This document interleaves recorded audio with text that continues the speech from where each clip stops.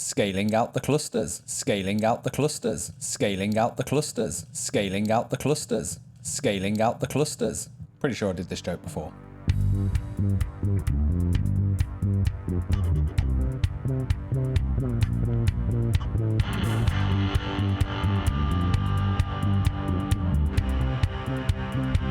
So yeah, it doesn't seem like 5 minutes since I recorded the last video. I mean, it's mainly because it's been about 30 seconds since I stopped the previous video and started on this one, because I'm literally recording this straight afterwards. So in this video, we're going to be looking at scaling the cluster out. We're going to take a look at the horizontal pod autoscaler. We'll take a look at the cluster autoscaler as an overview, because as I said in the previous one, we don't have the infrastructure for the cluster autoscaler at the moment. And then we'll take a quick look at the vertical pod autoscaler. I plan on doing a demo on that, but I'll be completely honest with you, I've never used it before. So what I'm going to be doing in this video is going to be a first time attempt. So bear with me on that one. To be honest, these three things wouldn't be in the exam. So don't worry too much about it for now, but they are definitely things that you need to be aware of. The vertical pod autoscaler is fairly new in the scheme of things. So much so, like I say, I haven't even used it myself yet. So I've read up on it, I've had a little dig through the docs, but I've not actually installed it and played with it. So you're actually going to see me do it for the first time this time.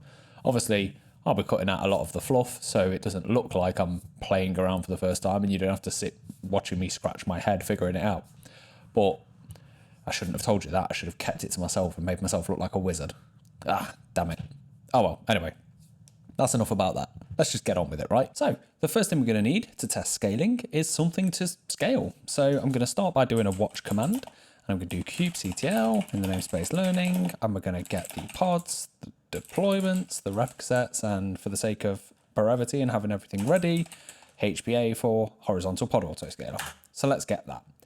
There's nothing at the moment other than this DNS utils. And I'm going to deploy this. And this is just a copy and paste of the deployment from previous episodes. And we have replicas set to 3, as we have in previous episodes. So let's do kubectl, apply -f, and we want 17 and that deployment. So we'll chuck that in. And that's running now. So all we need to do is do kubectl, scale, the name of the deployment. So deploy / or deployment /. And in fact, you don't even need that. You can just do deploy and the name, but I always just do this for the sake of, I don't know, for the sake of nothing really, I'll just do it this way. So we've got nginx, that's namespace learning, and I want the replicas to be 5, okay? So what we'll see is 2 more pods come in, and all these 3s will change to 5, okay? So we've got kubectl, we want to scale a deployment, nginx, this also works for stateful sets too, and the namespace and the number of replicas. Okay, so we'll do that straight away. See, we've gone to 5, available 3, ready was 3, but they've jumped up now because it's deployed so quickly. And that's it for the command line. You can scale it down too. There you go. Simple as that. We can also do it via the YAML. So let's just press up a few times and bring that up. And we'll just do the same thing. We'll change that to 5, deploy it out. There we go. And change it back to 3. And deploy it out. And that's it. That's scaling. That is scaling a deployment. That is scaling a stateful set too. The same rules apply. That's basically it. So pretty simple, right? You might now be wondering though, yeah, but I don't want to have to do this every single time I want to scale something up and down. If something's getting hammered, you know, like by a lot of requests coming in, I need to be able to just do this dynamically. You're absolutely right. So that's where the horizontal pod autoscaler comes in. And the horizontal pod autoscaler, as pictured here, has a horizontal pod autoscaler resource which scales pods up. So pod 1, pod 2, pod n. The way this works is it monitors the resources being used, and when it hits a certain threshold, it will then bring another pod in. Okay, so there is an example here which we're going to go through, but if you want to read more up on this, there are scaling policies. There's a bit about the algorithm and how that works, and you've got migrating deployments and stateful sets to horizontal autoscaling guide here. There's a bunch of stuff, but for now we're just going to go through the process of using it. If you want to read up more on it, as always, this page is here. You can take a look. I will leave a link in the description below to all of the stuff that I'm talking about, and you can take a look through this, okay? But let's just have a look at how it works. We'll go through the walkthrough. So what we're going to end up doing here is we're going to end up needing the metric server installing. We're going to need the example PHP Apache server that it's mentioned, the service, and the horizontal pod autoscaler itself. So let's start with the metric server. The metric server is just there for collecting metrics, basically. And metrics are just information. So it might say how much resource is being used and things like that. Without this, the horizontal pod autoscaler will not work. So if I just scroll down, there should be an example of the output somewhere. So you see here, it says target 0% of 50%. This would say unknown of 50% if you do not have the metric server installed. So if you do see that, you've probably skipped this step. So let's go and get the metric server installed. This link here will take us over here, and then it gives us this installation here. So I'm just scrolling down a little bit here, look, and then we've got this installation here. I am not going to just copy and paste that though. The reason being, when we set this cluster up, we didn't set it up with signed Kubernetes, signed certificates on kubeadm. What I mean by that is this page here. So you can see here, look, cannot use metrics securely in a kubeadm cluster. Now we can just pass this in here, but this is not recommended for production clusters. And as I've said before, these clusters are almost production ready. And I want to stress that almost, because there is little things like this that we need to sort out. So at some point I will re-roll this cluster one last time and it will be what we can consider production ready. Okay. But for now, this is fine. So this just basically allows the metric server to insecurely talk to the kubelet. That's pretty much it. Okay. If you want to go through this and do it now, you can go back and look at the kubeadm guide, and all you need to do is add this little bit on here for the kubelet server TLS bootstrap equals true. That's pretty much it. You can follow through this guide here. This will tell you how to do it. But yeah, that's pretty much it. So we just need to add this flag to the YAML file that it's providing here, because this presumes you're installing this on a production server. Okay, so let's go ahead and grab that. We'll do wget and then that. We'll put that in 17 dot. Okay, am I in the wrong folder? Oh, I need to output into 17.scaling. Okay, metrics.yaml. We'll open that up. So let me just grab that and we'll take a look inside. Somewhere just a bit further down, we'll have the deployment. There we go. And in here, we just need that flag. So let's just jump back over to the example here, and it was kubelet insecure TLS. Okay, so we'll just drop that in. So that's kubelet insecure TLS. And now we can apply this. So kubectl, apply f, and we need 17 metrics. Okay, 17 metrics. And now if I jump back over to my terminal, in fact, I can just do it in here, kubectl, get pods, namespace kube system. We should see that that's come up or will come up soon. So basically, again, you'll know if you haven't put that in, because this just will never become like fully running. So if I do logs on here, you'd see a bunch of outputs saying cannot resolve the SAN IP or something like that. And if you're seeing that, then you've missed that flag. Okay, so let's take a look now. That should be showing us up. Yep, there we go. So that's up now. So we can carry on. So the next stage was to go ahead and grab the PHP Apache server. So we'll just copy this here. I'm going to go ahead and do kubectl delete f. We're just going to delete these deployments that we've got now. Okay, so we'll get rid of that. And I will copy and paste over the deployment that I've already run. And again, all this is doing, let's put a namespace in there actually before we carry on. Namespace learning and namespace learning. So this is just going to deploy a custom PHP Apache server. It will have an endpoint on it that allows you to hit that endpoint via the service, and it will just give you OK back, okay, as a response. And we've got resource limits on here.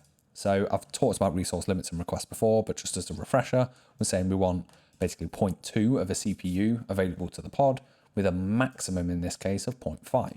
I think we've covered requests before, but maybe not limits, okay? So what this says is, I want to start, when this pod starts, I want at least 0.2 of a CPU available, but I don't want it to be allowed to go over 0.5 of a CPU. If it goes over that, you know, stop, basically. This is something that helps, doesn't completely, but helps prevent things like noisy neighbors, okay? Now, sometimes you can hit problems with limits, and some people will set requests but not limits.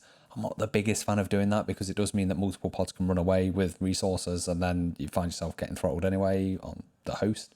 So, you know, just a word of warning with that. But this is what the horizontal pod autoscaler is going to use. Okay, so we'll go ahead and deploy that. And we'll see that come up over here. And then the final step will be to deploy the horizontal pod autoscaler itself. So if I scroll down a little bit further, we've got this command here, kubectl autoscale. So instead of scale, we've got autoscale, deployment, PHP Apache, CPU %50. So we say once it hits 50%, scale it up. We want a minimum of 1 and a maximum of 10. So let's go ahead and do that. So we want kubectl autoscale, and then we want deploy / PHP Apache. Let's spell that right. And we want CPU equals 50%. So So let's just go back and check that. So 50%, there we go. So CPU percent equals 50. The min is 1 and the max is, it says 10 on the example, but you know, you can set that to be whatever you want. I'm going to set it to be 5. And you know what, just so we can review it, I'm just going to quickly do a dry run, output it as YAML and pump that into 17 hpa.yaml. Okay, so we'll just do that first, and I should have done namespace learning. So let me do that. So that's failed because it's not discovered the Apache service because I didn't have my namespace on there. So nothing came up in there. So there we go. Also, dry run is not a command anymore. It is, but it's deprecated. So you actually do dry run equals client like that.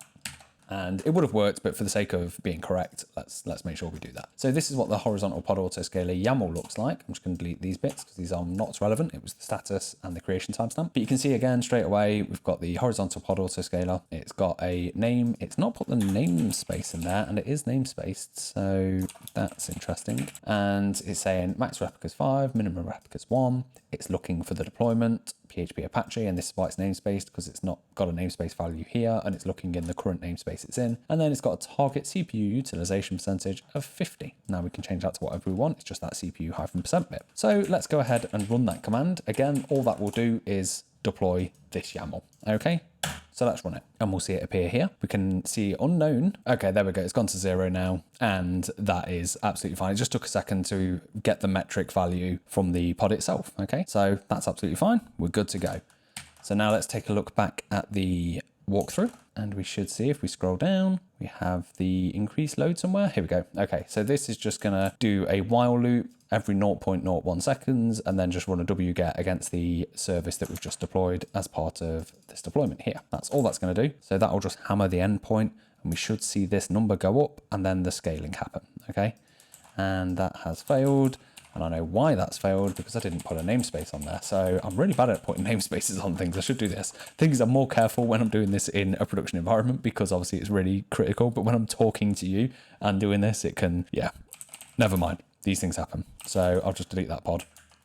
We'll run that again in the namespace learning, and let's just watch that go. We'll just give it a minute maybe. I think it might take a minute, maybe 2 minutes at most, I would have thought, to do this. So I will skip to the point where it starts to climb. And there we go. You can see now it's just gone to 100%. I didn't even get a number between it. It just went straight to 100%. And you can see it started creating a new container. So now we'll give that another second or so, and we'll see what happens as these containers go up. Okay, there we go. We're at 250% now. So it's chucking in some more containers, and it's trying to keep up basically. And we have our 5th container in. So the problem we've got is we're now at 249% at the moment of 50%. Let's just give that a moment to settle down, and maybe we'll increase that to 10 replicas now. Okay, so it's settled down at 244. So what I'm going to do is I'm going to go back to deployment. I'm going to change this to, sorry, the HPA. I'm going to change this to 10. I'm going to go do a different tab. And in this tab, I'm going to do kubectl, apply F, and then we'll just do 17 HPA. And you'll see it's patch that now, so that can go up to 10. Now we can see we're starting to scale up. So now we're hitting 68% of 50%. So this should probably bring in another pod or two, I would have thought. Okay, there we go. So actually it didn't need another pod. So it's dropped to 47% now. So it's just going to sit there now. It won't do anything else. So if I started hammering it with even more traffic, it would go up again and it would scale again. Now let's look what happens when I stop the traffic. Okay, so we'll cancel that. We will go ahead and delete that load test, and let's watch what happens now. A few minutes later. So we're down to 0% now. We should start to see pods disappearing. Many minutes later. So it can take a few minutes because the reconciliation loop essentially will not kick it in straight away, because otherwise you'd have flapping pods going up and down. So let's take a look at what it's saying over here. So stop generating the load, and then once the utilization has dropped to 0, the HPA automatically scales the number back down to 0. Now, back down to 1, sorry. It will take a few minutes like it says here, because if it just did it straight away, then you'd start seeing this flapping happening where the load might drop, and then within seconds the pod goes, and then if the load goes up again, it's then having to bring another pod in. So you've got pods coming in and out constantly. So it doesn't want to be too aggressive in that respect. So we're going to leave that to run. I'll just leave it in the background, and we'll go and talk about the autoscaler, and we'll come back and take a look at this in a minute. Okay, so let's go and look at the autoscaler. And to try and make this visible while we're talking about other things, I'm just going to bring it up in the bottom down here. Okay, so it's not going to be as clear, but you should see what's happening in the background while we talk about something else. Okay, so we'll go over to the cluster autoscaler really quick. Now the cluster autoscaler is designed to scale nodes, a bit like the pods. So it will monitor the utilization of the nodes, and once it hits a certain threshold, it will then start scaling more nodes in based on your requirements. So in the pods case, we had a CPU of 50%. Actually, we've just seen the horizontal pod autoscaler go down there. You see it's gone down to 4. But yeah, in the case of the pods, we had a CPU value of 50%. Once it hit that point, it would scale anywhere up to 10. When it had finished with what it needed to, it would scale down to 1, which has just happened, as you can see here. So I'll get rid of that display now because we've seen that happen. And with the cluster autoscaler, the same thing happens, but with nodes. Okay, so the reason I can't show you this is because of the support for it. So you've got all these cloud providers here, and unfortunately we are not using any of those cloud providers. At some point we will be using Cluster API, but it still requires stuff going on underneath. And yeah, that's a lot of videos away from now. So we're just going to talk through this one real quick. So for example, let's just click the Cluster API one. And in here, it'll give us an example of how to set it up. So we run the Cluster Autoscaler. We pass it in the group auto discovery. So this is the way it finds nodes, basically. So maybe you've got GPU nodes, maybe you've got particular CPU types, maybe you've got particular memory optimized nodes, and all of those will be named in such a way. There's a bunch of different ways for detecting it, but this is just basically for node group auto discovery. If you don't know about this, don't worry too much about it just yet. You might not have played in the cloud much, but if you have played in the cloud, then you've probably heard of node groups. That's pretty much what we're looking at here. Okay, so there's different contexts depending on the cloud you're using. So with Cluster API, in fact, Cluster API, I might be overcomplicating things here because of the way it can work. You can have management clusters and things like that. Let's go and take a look at something like Amazon instead. So with Amazon, you would define your IAM policies and things like that. You define your permissions, and then you'd come down and give it some credentials in a secret, and you'd pass that into the autoscaler. You'd basically deploy this example here, and it's got this node group auto discovery tag. So it looks for a particular tag on the node groups, and when it finds that tag, it will monitor those nodes. Okay, and then when it hits to a certain point, it will scale up or down. What I would say is, for now, have a little read up on this. Don't worry too much about it for now, though. We will go into a proper example of this later. It's just worth reading up about it, knowing about it for now. So that's all I'm going to do on Cluster Autoscaler today, because like I say, it won't support our setup because we're in VMs. And to be honest, if you're running production clusters in this kind of setup in VirtualBox or Hyper-V or something like that, then you're in trouble anyway, okay? Because you ain't going to scale very well. If you're running it in libvirt, then there is something called Metal 3, which I'll give a bit more information on at the end of this video. And that will allow you to treat libvirt as a cloud, and then you can use Cluster Autoscaler against it. So yeah, that's the Cluster Autoscaler. It works in the same way as the horizontal pod autoscaler, but with nodes instead of pods. Think of it as the horizontal node autoscaler. If that helps, that's what it is. Finally, we're going to take a look at the vertical pod autoscaler. So the vertical pod autoscaler is designed to increase those limits and requests on the fly. Now, this isn't something I've set up before, so I'm actually just going to go ahead and go through this process right now. Okay, so you're going to see me learning on the fly with you, because this is not something I've done before. Okay, so let's take a look at what we have to do. Installation. We need to check our Kubernetes version. That's fine. We're on the latest version here. So there's a couple of notices about deprecation here, which I don't think applies to me at the moment. And we need kubectl connects to the cluster. You want to install VPA, that's fine. The metric server must be deployed. We've already done that. And if you're using that, yeah, we're not doing that. So if you already have another version installed, then you can tear it down with this. Nope, don't need that. And then we need this. So we need to git clone. So let's go ahead and do that. I'm going to bring my terminal back in here. I'm going to cd into git, GitHub, and then I'm going to run git clone. I probably should have made a Kubernetes directory there, thinking about it. So let's just let that finish. So if I cd into, so I've just moved that into my Kubernetes directory. If I jump in there, we've got the autoscaler there. So I'm going to cd into autoscaler, and let's take a look at what we have to do. We've got a hack folder with VPA up. So let's do hack, yeah, and then VPA up should be in here. I'm not seeing a VPA up, so I wonder if what it actually means is in here there is a vertical pod autoscaler and then a hack folder.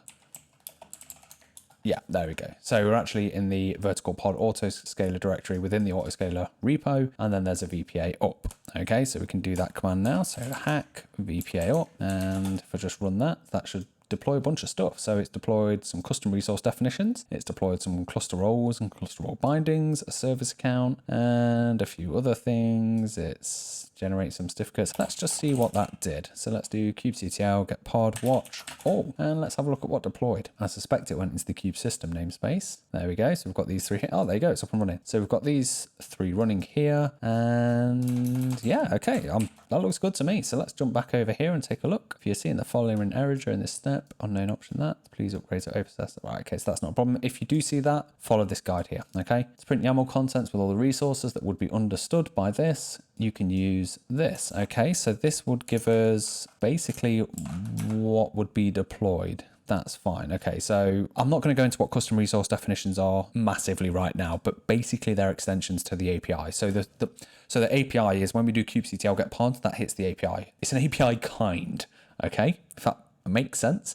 And what we're doing here is adding more to it. So to help understand that a little bit more, if we do kubectl API resources and we run that, we've done this before and we had a quick look through this. But what this has actually done is, like, Longhorn has its own custom resource definitions, the metric server does, Cilium does, and the autoscaling for the vertical pod autoscaler does. But you can see here, look, these are kind of like custom resource definitions, but they're built into Kubernetes, okay? So we didn't need to add these ourselves, but they are still resource definitions, okay? And all the custom resource definitions allow is to add more. Really simplified explanation there, but that's pretty much all it is. Right, okay, so after this installation, the system is ready and recommended.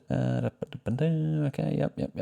There are 4 modes in which this operates. So, okay, well, it looks like it's got some examples. So I'm just going to take a look at examples, hamster, and we'll cut that out and take a look. Oh, .yaml. And in here, it creates a vertical pod autoscaler, which it looks like has minimum allowed of 100 milli CPUs and 50 megabytes of memory. The maximum allowed is CPU of 1 and 500 megabytes. Okay, so basically what it's doing is kind of working the same way as the horizontal pod autoscaler in a way, but it's saying the minimum resource requested. So if I jump back over again to here and we look at this, so it's saying the minimum allowed for these is 150, 100 for CPU, sorry, and memory 50. We don't have a memory defined here. And the maximum allowed is 1 CPU and 500 megabytes of memory, okay? So that's essentially what it's doing. It's managing this bit for us. And it's saying the controlled resources, CPU and memory. It looks like we can define just CPU or just memory. The container name in the deployment is hamster in this case, and it's just saying any container within this deployment or within this pod, okay? And it's looking for the target reference in the same way that the horizontal pod autoscaler did. And that looks to be it. And then it's just deploying yeah, okay, that's fine. So we're gonna go ahead and deploy that. Now, this is going to go into our default namespace because it's not got a namespace defined. So we'll have to change what we do a little bit in terms of monitoring it. kubectl, apply, f, examples, hamster.yaml. So let's do that. We'll just get the pod, and I think VPA was a valid one. Yeah. So it's an auto mode, and it did tell us what auto mode did. So auto mode assigns resource requests on pod creation, as well as updates them on existing pods. Yeah, okay, that's absolutely fine. That all makes perfect sense. If you're unsure, feel free to fire me a question across and I'll be able to answer that now for you. I'm trying not to take up too much time in this video because I realize obviously we're doing this live essentially now. So now that's all deployed, let's see if anything's changed here. Okay. So nothing's changed under CPU memory and provided. Okay, and after about 5 minutes, they should go update it with a high CPU request. Okay, that's fine, that's fine. Oh, okay, yeah, that's actually just happened. Look, we can see. So this has actually been bumped up now. And in fact, let's have a look at that. It was cat example hamster.yaml. So it deployed with 150, so the smallest values. And if I do kubectl get pod now, and in this namespace default, and we take a look at that, and we output that as YAML, I could just describe it. I know there's multiple ways of doing the same things, but if I just describe that and take a look, you see, yeah, okay, so it's bumped them up. Brilliant. Okay, that's really useful. So this is useful in, I guess, different ways. This is vertical pod auto scaling, so it's not increasing the number of pods on a node, it's just increasing the requests resources based on utilization that way. So I guess it's kind of doing the same thing in a way, and I'm trying to think of a scenario where that might be useful. So I'm editing this now, and I'm actually going to cut the next few minutes out because I kind of freestyled a bit about how I'd use this and trying to explain a use case for it. But I've had a think since then, and I guess the best way I can help you visualize when to use this is this. Picture a data center on which you run a database, okay? If your database is overloading well, if the amount of data being inserted into the database is overloading the server, then a solution to the problem might just be to add more RAM or upgrade the CPU within it, because you don't necessarily need more nodes to handle that data being inserted. Resource will do the trick to a point. Now, that's where the vertical horizontal pod autoscaler comes in. Okay, it's that kind of scenario. With the horizontal pod autoscaler, it might be that you're running Nginx on the server, and the bandwidth coming into the server, the traffic coming in, can no longer be handled by the server, let's say, and that's where having multiple servers will give you a load balancing scenario. Okay, so you can have additional servers, and each one of them can can round robin across all the servers.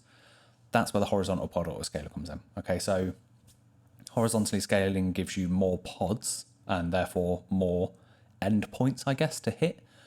Vertical pod autoscaling upgrades the RAM and the memory and the CPU in the node in the case of the server. In our case, it's the pods. Okay, so that's kind of the way I'd look at it. I hope that makes sense. If it doesn't, ask me. I can always try and explain it a different way, I guess, but that's the way I'd look at it. Okay.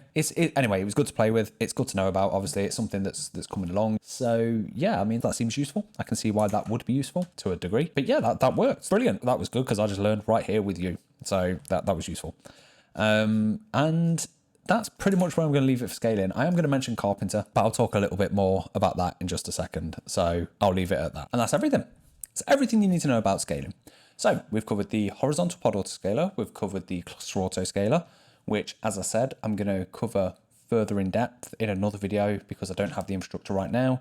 I'm going to leave a link to something called Metal 3 down below, and that will give you a little bit of information on how to use the cluster autoscaler if you're using libvirt. If you have the infrastructure for that, have a look at it because it will show you how to set up a cloud using libvirt, and then you can use the cluster autoscaler on your setup to play with it.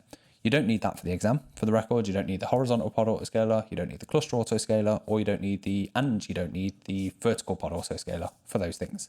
But it is essential for just running Kubernetes in production, okay? So we've covered those three. The vertical pod autoscaler, I hope went well. I've not actually done it yet, so let's just imagine it went really well, and it was the best demo I've ever done, considering it's something I've not touched yet. I'm kind of hoping it went well, but let's see. Well, I'll find out in a few minutes. You'll already know. Weird, right?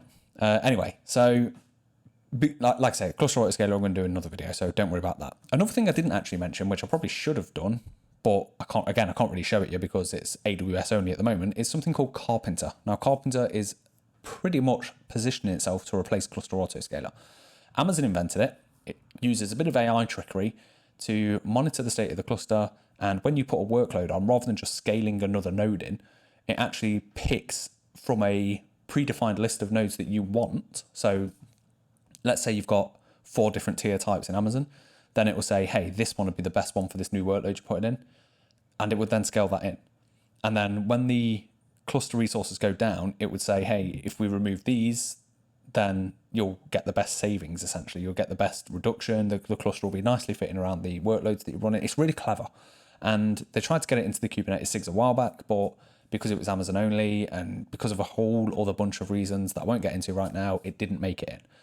However, now there is a discussion about getting the Carpenter core into Kubernetes 6. So it is kind of starting to position itself to replace cluster autoscaler, but what it needs is support for more clouds.